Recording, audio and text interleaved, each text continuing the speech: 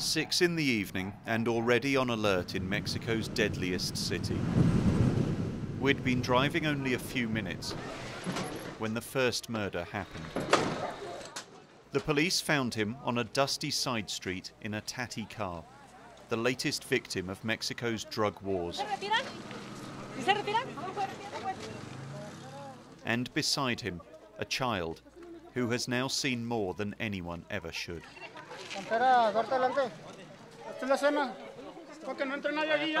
They looked for clues, trampling all over the crime scene. They don't solve many murders here. And watching nearby, a family. Who was the man? My husband. Your husband? Yeah. And what happened? Can you tell us what happened? I don't know. She's working in the car in the window, and she's the car in nada más.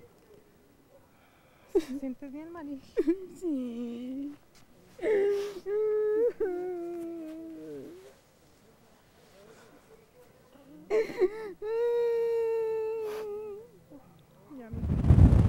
Well, we've been out with the police for less than an hour, and already we're being taken to the scene of the second shooting, another dead body, another person killed here in Juarez this evening.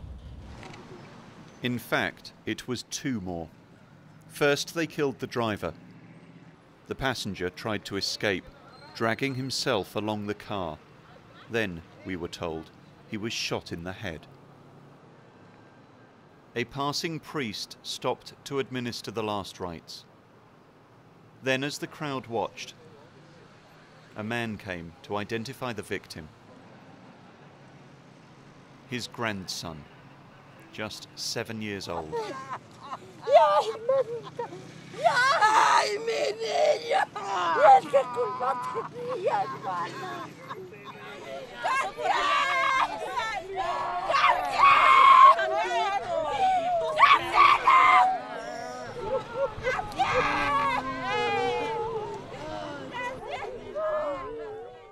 Yosiel Ramirez, they told us, was a good boy, one of 15 murdered that day in a city where almost 2,000 have been killed this year.